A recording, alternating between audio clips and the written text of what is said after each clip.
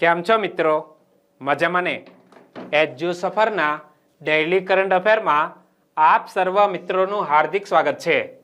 આજે 22મી March 20મી March વિશ્વ ચકલી દિવસ। ચકલી ક્યાં ગઈ? જંગલમાં ગઈ। તો 21મી માર્ચ વિશ્વ વન દિવસ એટલે કે વર્લ્ડ ફોરેસ્ટ્રી ડે। અને જંગલ હોય તો વરસાદ આવે અને જમીન ઉપર જળ વરસે। તો વિશ્વ જળ દિવસ ક્યારે ઉજવવામાં આવે છે? 22મી માર્ચના રોજ। જી હા મિત્રો, આપણે કરંટ અફેરની વાત કરીએ એ પહેલા દિન વિશેષમાં વર્લ્ડ વોટર ડે એટલે કે વિશ્વ જળ દિવસ અને બે મહાનુભાવ ત્રિભુવનદાસ લુહાર જેવા એક ગુજરાતી સાહિત્યકાર અને સૂર્યસેન જેવા એક મહાનુભાવની વાત આજના દિન વિશેષના વિડીયોમાં કરી છે અને આ વિડીયોની લિંક નીચે ડિસ્ક્રિપ્શનમાં આપી દીધી છે। ક્લિક કરી અને જોવાનું ન ચૂકતા। અને મિત્રો, આવતીકાલે 23મી માર્ચ કયો દિવસ ઉજવવામાં આવનાર છે એનો જવાબ નીચે તમારે કમેન્ટ બોક્સમાં લખવાનો છે। ઓકે, ચાલો આજે આપણે કરંટ અફેરમાં પીએમ મિત્ર પાર્ક સ્થાપનાની મંજૂરી આપવામાં આવી છે એની વાત કરીશું। કર્ણાટકમાં સાગર પરિક્રમાનો ચોથો તબક્કો પૂર્ણ થયો છે। વર્લ્ડ હેપીનેસ ઇન્ડેક્સ અનુસાર વિશ્વના સૌથી ખુશ દેશોની યાદી તૈયાર કરવામાં આવી છે। એમાં વિશ્વનો સૌથી સુખી દેશ એટલે કે વિશ્વનો સૌથી ખુશ દેશ કયો છે એની વાત કરીશું। આંતરરાષ્ટ્રીય વન દિવસની ઉજવણી કરવામાં આવી। આંતરરાષ્ટ્રીય નવરોઝ દિવસની ઉજવણી કરવામાં આવી અને વિશ્વ કવિતા દિવસની ઉજવણી ક્યારે કરવામાં આવી? મિત્રો, દરેક ઘટના જ્ઞાનના વધારા માટે અને સ્પર્ધાત્મક પરીક્ષાની દ્રષ્ટિએ ખાસ અગત્યની। તો વિડીયોમાં તમે અંત સુધી જોડાયેલા રહેજો।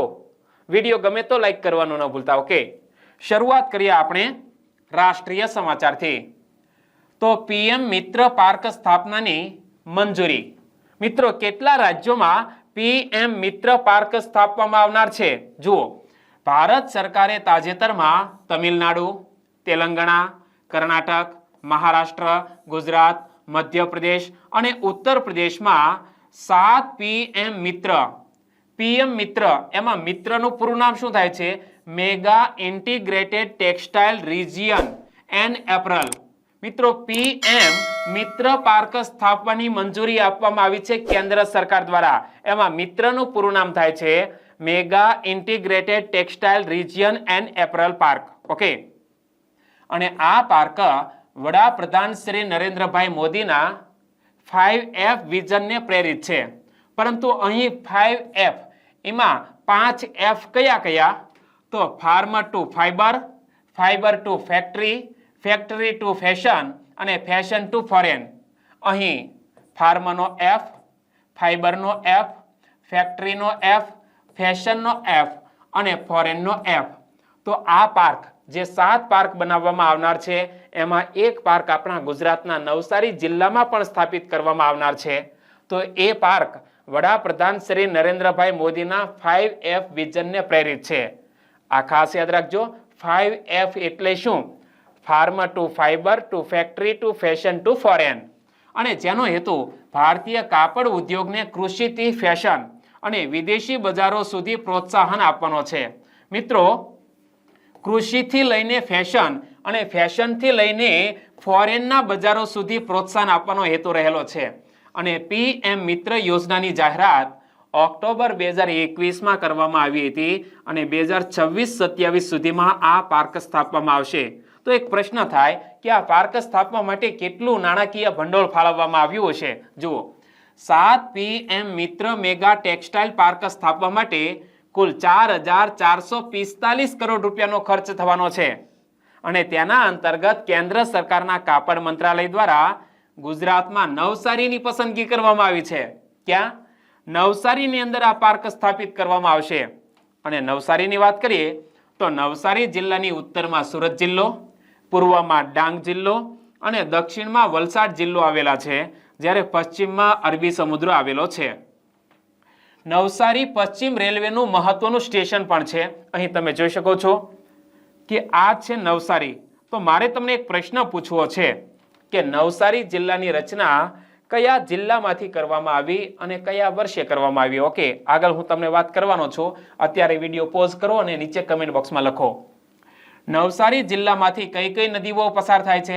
તો પૂર્ણા નદી, અંબિકા નદી, કાવેરી નદી, ખરેરા નદી, કોસખાડી નદી વગેરે નદીઓ નવસારી જિલ્લામાંથી પસાર થાય છે. અને વાંસદા તાલુકામાં આવેલ ઉનાઈમાં મિત્રો ગરમ પાણીના ઝરણા નહીં પરંતુ ઝરા આવેલા છે અને જે શરીરને તબીબી લાભ માટે પ્રખ્યાત છે. વાંસદા તાલુકામાં ઉનાઈમાં ગરમ પાણીના ઝરા આવેલા છે અને જે શરીરના તબીબી લાભો માટે પ્રખ્યાત છે. કેટલાક રોગોનું નિવારણ આ ગરમ પાણીના ઝરાથી થાય છે. આ જિલ્લામાં વાંસદા નજીક વાંસદા રાષ્ટ્રીય ઉદ્યાન આવેલું છે, જે બંગાળના વાઘ, ભારતીય ચિત્તો, હાઈના, અજગર અને ભારતીય લંગૂર માટે જાણીતું રાષ્ટ્રીય ઉદ્યાન છે. વલસાડ જિલ્લામાંથી 1997માં નવસારી જિલ્લાની રચના કરવામાં આવી હતી. તમારો જવાબ સાચો પડ્યો કે ખોટો? નવસારી જિલ્લાની રચના વલસાડ જિલ્લામાંથી કરવામાં આવી. ક્યારે? 1997માં. આગળ વાત કરીએ રાષ્ટ્રીય સમાચારમાં, તો કર્ણાટકમાં સાગર પરિક્રમાનો ચોથો તબક્કો પૂર્ણ થયો છે. તો મગજમાં એક પ્રશ્ન થાય કે આ સાગર પરિક્રમા એટલે શું? તો પ્રધાનમંત્રી મત્સ્ય સંપદા યોજના, જે અંતર્ગત માછીમારોને આર્થિક લાભ થાય એવી ફિશરીઝ અંગેની યોજનાઓ લાગુ કરવામાં આવે છે. અને ખાસ કરીને એવા રાજ્યો જે દરિયાકાંઠે આવેલા છે અને દરિયાકાંઠાના રાજ્યોના વળી પાછા દરિયાકાંઠાના જે જિલ્લાઓ છે ત્યાં આ સાગર પરિક્રમા આયોજિત કરવામાં આવે છે. જુઓ, સાગર પરિક્રમા કાર્યક્રમનો ચોથો તબક્કો 18મી માર્ચના રોજ શરૂ થયો હતો અને 19મી માર્ચના રોજ સમાપ્ત થયો હતો. અને આ કાર્યક્રમમાં કર્ણાટકના 3 દરિયાકાંઠાના જિલ્લાઓ ઉત્તર કન્નડ, ઉડુપી અને દક્ષિણ કન્નડને આવરી લેવામાં આવ્યા હતા. કર્ણાટકના 3 જિલ્લામાં સાગર પરિક્રમાનો ચોથો તબક્કો આયોજિત કરવામાં આવ્યો. ઉત્તર કન્નડ, ઉડુપી અને દક્ષિણ કન્નડ. આ કાર્યક્રમમાં કેન્દ્રીય મત્સ્ય ઉદ્યોગ, પશુપાલન અને ડેરી મંત્રી શ્રી પુરુષોત્તમ રૂપાલા સહિત રાજ્યના મંત્રીઓ અને હિતધારકો ઉપસ્થિત રહ્યા હતા. સાગર પરિક્રમાના પ્રથમ તબક્કાની વાત કરીએ તો જેની શરૂઆત 5મી માર્ચ 2022ના રોજ માંડવી ગુજરાતથી ઓખા દ્વારકા સુધી શરૂ કરવામાં આવી હતી અને 6 માર્ચના રોજ પોરબંદરમાં 3 સ્થળોને આવરી લેતા તે પ્રથમ તબક્કો સમાપ્ત થયો હતો. અને સાગર પરિક્રમાના બીજા તબક્કાની વાત કરીએ તો 23 થી 25 સપ્ટેમ્બર 2022ના રોજ યોજાયો હતો અને તેમાં 7 જેટલા સ્થળોને આવરી લેવામાં આવ્યા હતા. સાગર પરિક્રમાના ત્રીજા તબક્કાની વાત કરીએ તો 18 થી 21 ડિસેમ્બર 2022ના રોજ યોજાયો હતો અને તેમાં ગુજરાત અને મહારાષ્ટ્રના દરિયાકાંઠાના જિલ્લાઓને આવરી લેવામાં આવ્યા હતા. અને આ સાગર પરિક્રમા મિત્રો ચોથો તબક્કો આયોજિત થયો કર્ણાટકમાં. ઓકે, તો સાગર પરિક્રમા એ માછીમારો, માછીમારી સાથે સંકળાયેલા ખેડૂતો અને અન્ય લોકોને ટેકો આપવા માટે તમામ દરિયાકાંઠાના રાજ્યો અને કેન્દ્ર શાસિત પ્રદેશોમાં દરિયાઈ સફરનું આયોજન કરવાની એક મહત્વપૂર્ણ પહેલ છે. અને તેનો ઉદ્દેશ્ય તેમની ચિંતાઓને દૂર કરવાનો, માછીમારોના ચિંતાઓને દૂર કરવા માટે થઈને અને પ્રધાનમંત્રી મત્સ્ય સંપદા યોજના જેવી વિવિધ ફિશરીઝ યોજનાઓ અને કાર્યક્રમોનો અમલ કરીને તેમના આર્થિક વિકાસને સરળ બનાવવાનો હેતુ રહેલો છે. કેન્દ્રીય મત્સ્ય, પશુપાલન અને ડેરી મંત્રી કોણ છે? પુરુષોત્તમ રૂપાલા. ઇમેજમાં તમે જોઈ શકો છો. આગળ વાત કરીએ તો નારાયણી નદી પર રિવરફ્રન્ટ બનાવવામાં આવશે એવી જાહેરાત કરવામાં આવી છે. નમામિ ગંગે કાર્યક્રમ હેઠળ બિહારના ગોપાલગંજ જિલ્લામાં નારાયણી નદી ઉપર રિવરફ્રન્ટ તૈયાર કરવામાં આવશે. નમામિ ગંગે કાર્યક્રમ કેન્દ્ર સરકારનો એક ફ્લેગશિપ કાર્યક્રમ છે અને આ કાર્યક્રમ હેઠળ બિહારના ગોપાલગંજ જિલ્લામાં નારાયણી નદી ઉપર રિવરફ્રન્ટ તૈયાર કરવામાં આવશે. અને નમામિ ગંગે કાર્યક્રમ ભારત સરકાર દ્વારા વર્ષ 2014માં ગંગા નદીના સ્વચ્છ અને જીર્ણોદ્ધાર માટે શરૂ કરાયેલો એક મુખ્ય કાર્યક્રમ છે. નમામિ ગંગે કાર્યક્રમ 2014માં શરૂ કરવામાં આવ્યો. હેતુ હતો ગંગા નદીને સ્વચ્છ કરવી અને તેનો જીર્ણોદ્ધાર કરવો. અને આ કાર્યક્રમનો હેતુ પ્રદૂષણનું સ્તર ઘટાડવાનો અને નદીના ઇકોલોજીકલ સંતુલનને પુનર્સ્થાપિત કરવાનો છે. ધીમે ધીમે મિત્રો ગંગા નદી પ્રદૂષિત થઈ રહી છે, તો આ નદીનું પ્રદૂષણનું સ્તર ઘટાડવાનો અને નદીના ઇકોલોજીકલ સંતુલનને પુનર્સ્થાપિત કરવાનો છે. અને નારાયણી નદી ગંગા નદીની ડાબી બાજુની એક ઉપનદી છે. નારાયણી નદી ગંડકી નદી અથવા તો ગંડક નદી તરીકે પણ ઓળખાય છે અને જે નેપાળની મુખ્ય નદીઓમાંની એક છે. તો મિત્રો મારે તમને એક પ્રશ્ન પૂછવો છે કે ગંગા નદીની સહાયક નદીઓ કઈ કઈ છે? એનો જવાબ નીચે કમેન્ટ બોક્સમાં લખજો. ઓકે, ગંગા નદી. તો ગંગા નદી ભારતની મહાનતમ નદીઓમાંની એક ગણાય છે અને હિન્દુ ધર્મમાં તે સૌથી પવિત્ર નદી છે. ગંગાનું મૂળ ઉત્તરાખંડ રાજ્યમાં હિમાલયની ગંગોત્રી હિમ નદીમાંથી નીકળે છે. જે ગંગોત્રી ગ્લેશિયર છે ત્યાંથી ગંગા નદીનો ઉદ્ગમ થાય છે અને શરૂઆતની નદીને ભાગીરથી કહેવાય છે અને ત્યારબાદ દેવપ્રયાગ નજીક તે અલકનંદા નદીને મળે છે. આવી રીતે મિત્રો ભાગીરથી અને અલકનંદા આ બંને નદીઓનો જે સંગમ છે ત્યાંથી ગંગા નદી બને છે. ઓકે, તો આપણે યાદ રાખવાનું છે કે ગંગોત્રી ગ્લેશિયરમાંથી ગંગા નદી નીકળે છે. શરૂઆતમાં તેનું નામ ભાગીરથી, દેવપ્રયાગમાં આગળ જતા અલકનંદા નદી તેને મળે છે અને ત્યાં બને છે તે ગંગા નદી. આમ બે નદીના સંગમ પછી તે ગંગા નદીના નામે ઓળખાય છે. અને મિત્રો ગંગા નદીમાં બે પ્રકારની ડોલ્ફિન માછલી જોવા મળે છે. એક તો ગંગા ડોલ્ફિન જેને ગંગેટિકે ડોલ્ફિન કહેવાય છે અને ઈરાવાડી અથવા તો ઈરાવદી ડોલ્ફિન. ઓકે, તો આ ખાસ યાદ રાખીશું કે ગંગામાં બે પ્રકારની ડોલ્ફિન માછલી મળી આવે છે. એક તો ગંગા ડોલ્ફિન અને બીજું ઈરાવદી ડોલ્ફિન. અને આ ડોલ્ફિન માછલીની ખાસિયત એ છે કે હંમેશા સ્વચ્છ પાણીમાં જ રહે છે અને આ સિવાય બાંગ્લાદેશની જે કર્ણફુલી નદી છે એની અંદર પણ આપણને આ ડોલ્ફિન માછલી જોવા મળે. હવે વાત કરીએ આંતરરાષ્ટ્રીય સમાચારની. તો વર્લ્ડ હેપીનેસ ઇન્ડેક્સ અનુસાર વિશ્વના સૌથી ખુશ દેશોની યાદી તૈયાર કરવામાં આવી છે. એની અંદર મિત્રો આપણો ભારત દેશ તો ખૂબ પાછળ છે અને ખાસ કરીને જે યુરોપિયન કન્ટ્રી છે એ આ યાદીમાં ટોપ ઉપર છે. જુઓ, વર્ષ 2023 માટેના વર્લ્ડ હેપીનેસ ઇન્ડેક્સ અનુસાર ફિનલેન્ડે સતત 6ઠા વર્ષે વિશ્વના સૌથી ખુશ દેશ તરીકે પ્રથમ સ્થાન મેળવ્યું છે. વિશ્વનો સૌથી ખુશ દેશ કયો? ફિનલેન્ડ. અને સતત 6ઠા વર્ષે તે આ યાદીમાં ટોપ ઉપર રહ્યો છે. ફિનલેન્ડ જે તેના સુંદર લેન્ડસ્કેપ્સ અને ઉચ્ચ જીવન ધોરણ માટે જાણીતું છે. મિત્રો અહીં સુંદર કુદરતી દ્રશ્યો તમને જોવા મળે અને અહીંના લોકોનું જીવન ધોરણ પણ ઉચ્ચ લેવલનું અને તેણે તેની સરળ જીવનશૈલી, ટકાઉપણું માટે સમર્પણ, પ્રકૃતિ સાથે ગાઢ જોડાણ અને મોસમી અને સ્થાનિક ખોરાકના આનંદને કારણે ટોચનું સ્થાન જાળવી રાખ્યું છે. અને વર્લ્ડ હેપીનેસ ઇન્ડેક્સ અનુસાર ડેનમાર્ક અને આઇસલેન્ડ અનુક્રમે બીજા અને ત્રીજા સ્થાને રહ્યા હતા. પ્રથમ ક્રમે ફિનલેન્ડ, બીજા ક્રમે ડેનમાર્ક, ત્રીજા ક્રમે છે આઇસલેન્ડ. અને જેમાં ભારતે 137 દેશોમાંથી 125મું સ્થાન મેળવ્યું છે. તો મિત્રો આપણા માટે આ એક દુઃખદ સમાચાર કહી શકાય કે વિશ્વના ખુશ દેશોની યાદીમાં 137 દેશોમાં ભારત 125મા સ્થાને. ગયા વર્ષે ભારતને 150 દેશોમાંથી 139મું સ્થાન મળ્યું હતું. જો કે ભારતનું સ્થાન રશિયા અને યુક્રેન જેવા યુદ્ધગ્રસ્ત દેશો કરતાં પણ નીચું છે. વિચાર કરો કે ભારતનું સ્થાન રશિયા અને યુક્રેન જે છેલ્લા 1.5 વર્ષથી યુદ્ધ લડી રહ્યા છે એમના કરતાં પણ આ વર્લ્ડ હેપીનેસ ઇન્ડેક્સમાં ભારતનું સ્થાન નીચું ગણાય છે. કેટલામાં ક્રમે છે? 125મા ક્રમે. અને વળી ભારતના પડોશી દેશો જેમ કે નેપાળ, ચીન, પાકિસ્તાન, બાંગ્લાદેશ અને શ્રીલંકા ભારત કરતાં ઊંચા ક્રમ ધરાવે છે. આ વર્લ્ડ હેપીનેસ ઇન્ડેક્સ અનુસાર અફઘાનિસ્તાનને 137મું સ્થાન આપવામાં આવ્યું છે. સૌથી છેલ્લા ક્રમે કોણ છે? અફઘાનિસ્તાન 137મા ક્રમે. આપણે કેટલામાં ક્રમે છીએ? 125મા સ્થાને. તો વિશ્વના ટોપ 10 દેશો કયા છે જે આ વર્લ્ડ હેપીનેસ ઇન્ડેક્સમાં 1 થી 10 ક્રમ ઉપર છે? તો પ્રથમ ક્રમે તો યાદ રહી ગયું, ફિનલેન્ડ.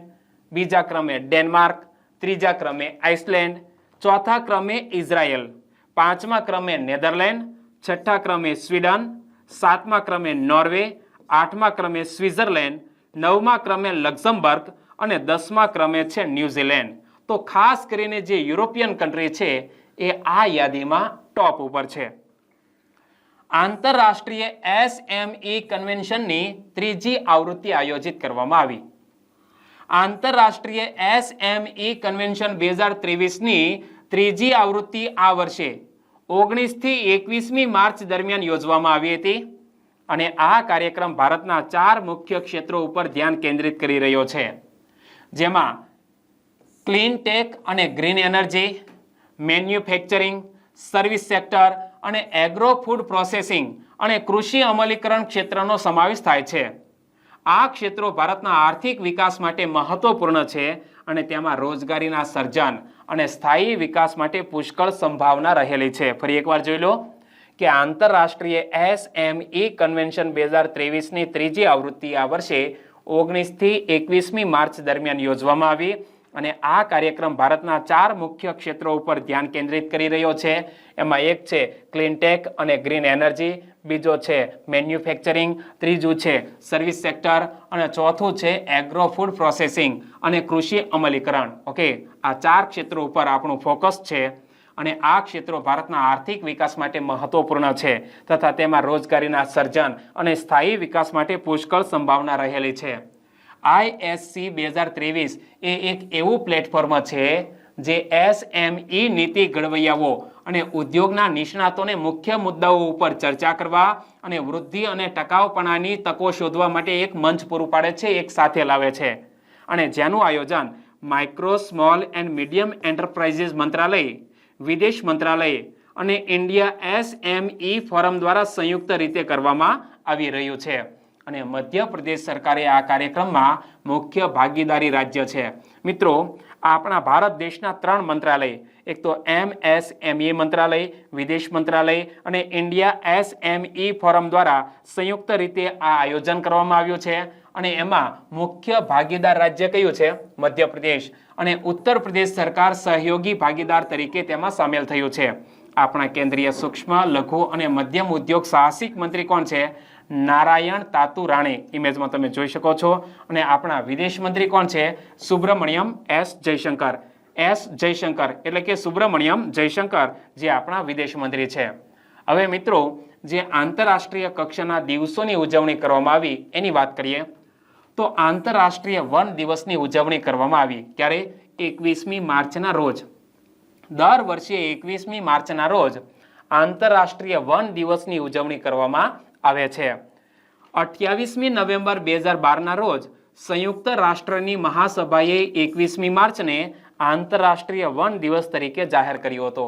નવેમ્બર 2012માં યુનાઇટેડ નેશન્સની જનરલ એસેમ્બલીએ 21મી માર્ચને આંતરરાષ્ટ્રીય વન દિવસ તરીકે ઉજવવાની ઘોષણા કરી અને ત્યારબાદ 21મી માર્ચ 2013ના રોજ પ્રથમ વખત આંતરરાષ્ટ્રીય વન દિવસ ઉજવવામાં આવ્યો હતો. આંતરરાષ્ટ્રીય વન દિવસ તમામ પ્રકારના જંગલોના મહત્વ વિશે જાગૃતિ ફેલાવવા ઉપર ધ્યાન કેન્દ્રિત કરે છે. ધોરણ 6, 7, 8ના સામાજિક વિજ્ઞાનમાં તમે જંગલોના પ્રકારો વિશે ભણ્યા પણ હશો. તો મિત્રો, ખાસ કરીને જે સૂકા પ્રદેશો એમાં કાંટાળી વનસ્પતિ થાય છે, તો એ કેવા પ્રકારના જંગલો કહેવાય? હિમાલયમાં કેવા પ્રકારના જંગલો હોય? એનો જવાબ તમારે નીચે કમેન્ટ બોક્સમાં લખવાનો છે. ઓકે, અને દરેક જંગલમાં વનસ્પતિનું વૈવિધ્ય પણ તમને જોવા મળશે.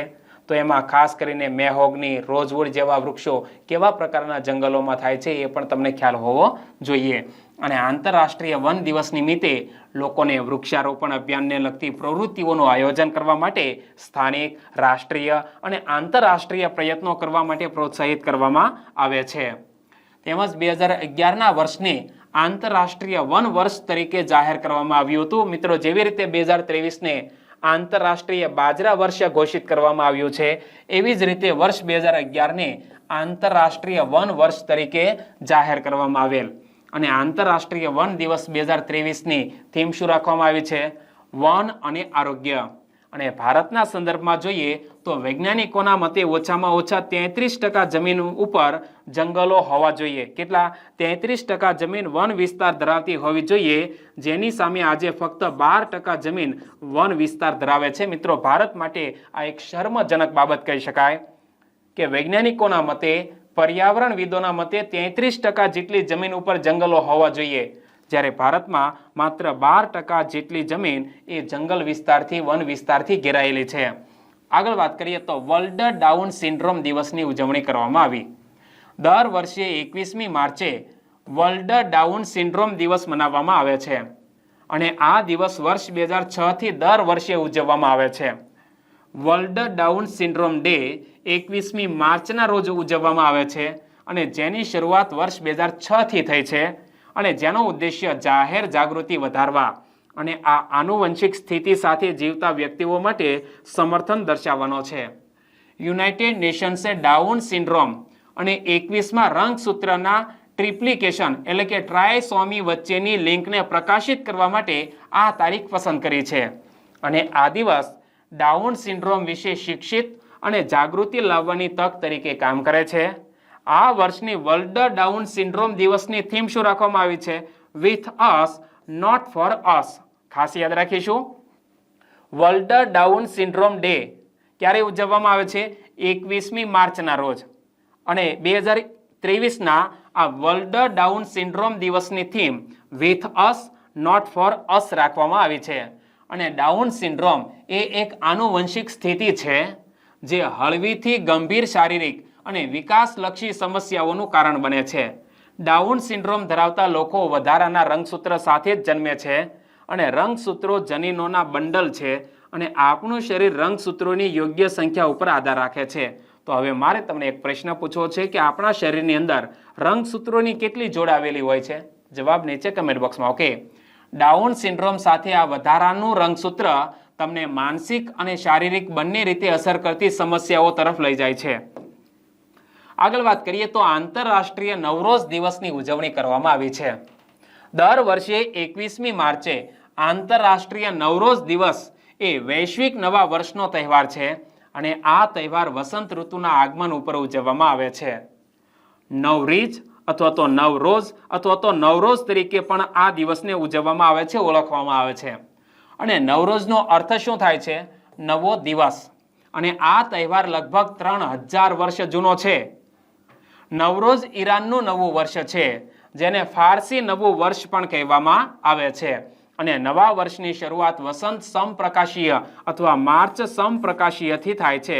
તો મિત્રો, કદાચ તમે વિજ્ઞાનમાં વાંચ્યું હશે કે વસંત સંપાત દિન ક્યારે ઉજવવામાં આવે છે અને શરદ સંપાત દિન ક્યારે ઉજવવામાં આવે છે. ધોરણ 9-10ના વિજ્ઞાન ટેકનોલોજીમાં તમે આ ભણ્યા પણ હશો. ઓકે, જેને ફરવરદીનના પ્રથમ દિવસ તરીકે ઓળખવામાં આવે છે. અને આ ફરવરદીન એ ઈરાની સૌર કેલેન્ડરનો પ્રથમ મહિનો છે. આ દિવસને વિશ્વભરના ઘણા જૂથો દ્વારા ઉજવવામાં આવે છે. અને નવરોઝની ઉત્પત્તિ ઈરાની અને જરથોસ્તી સંસ્કૃતિ સાથે સંબંધિત છે. પરંતુ મધ્ય એશિયા, પશ્ચિમ એશિયા, કાળા સમુદ્રનો તટ પ્રદેશ, કોકેસસ, બાલ્કન્સ અને દક્ષિણ એશિયામાં 3000 વર્ષથી વિવિધ સમુદાયો દ્વારા આ તહેવારની ઉજવણી કરવામાં આવે છે. મિત્રો, આ નવરોઝ એ 3000 વર્ષ જૂનો તહેવાર છે અને જેના મૂળ આ મધ્ય એશિયા, પશ્ચિમ એશિયા, કાળા સમુદ્રના તટ પ્રદેશો, કાકેસસ કે બાલ્કન્સ અને દક્ષિણ એશિયામાં છુપાયેલા છે. વિશ્વ કવિતા દિવસની ઉજવણી કરવામાં આવી. કયો દિવસ? વર્લ્ડ પોએટ્રી ડે 2023ની ઉજવણી કરવામાં આવી છે. દર વર્ષે 21મી માર્ચે સમગ્ર વિશ્વમાં લોકો ભાષાની અભિવ્યક્તિને માન આપવા માટે વિશ્વ કવિતા દિવસની ઉજવણી કરે છે. કયા દિવસને? 21મી માર્ચને વિશ્વ કવિતા દિવસ તરીકે ઉજવવામાં આવે છે. દરેક દેશના ભૂતકાળમાં કવિતાઓ તો હોય જ છે જે માનવતા અને મૂલ્યો દ્વારા લોકોને એક કરે છે. વિશ્વ કવિતા દિવસ 2023ની થીમ શું રાખવામાં આવી છે? Always be a poet even in prose. ફરી એકવાર જોઈ લઈએ. વિશ્વ કવિતા દિવસ 2023ની theme always be a poet even in prose. અને કવિતા એ અભિવ્યક્તિનું સુંદર માધ્યમ છે. ઘણા વિચારો આપણે બોલીને વ્યક્ત નથી કરી શકતા, તો એવા વિચારો કવિતાના માધ્યમથી આપણે લોકો સમક્ષ મૂકી શકીએ છીએ.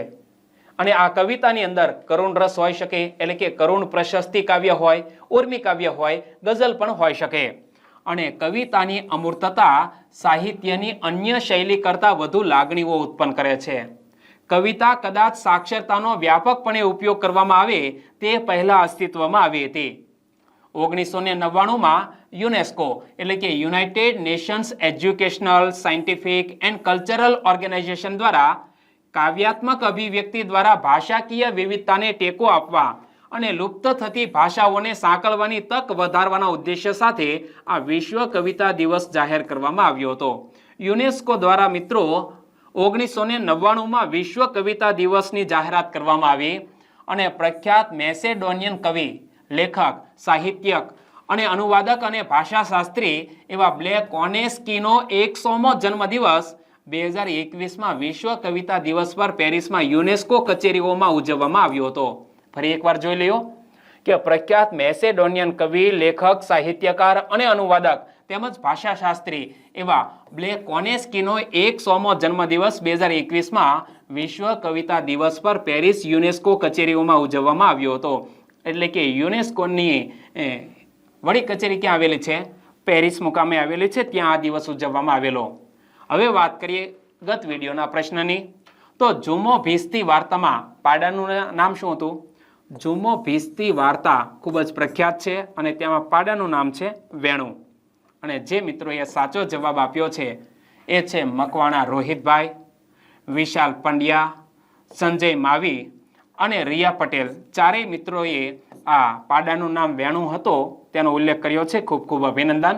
હવે આજનો પ્રશ્ન કે સામાજિક સેવા અર્થે સૌથી વધુ દાન કરનાર ભારતીય ઉદ્યોગપતિ કોણ છે? શું સામાજિક સેવા અર્થે સૌથી વધુ દાન કરનાર ભારતીય ઉદ્યોગપતિ કોણ છે? 4 ઓપ્શન તમારી સ્ક્રીન ઉપર. સાચો ઓપ્શન પસંદ કરી લીધો હોય તો જવાબ નીચે કમેન્ટ બોક્સમાં લખો. આવતીકાલે મળીશું ત્યારે આ પ્રશ્નની ચર્ચા કરીશું. ઓકે, આપનો દિવસ શુભ રહે. ટેક કેર એન્ડ જય હિન્દ.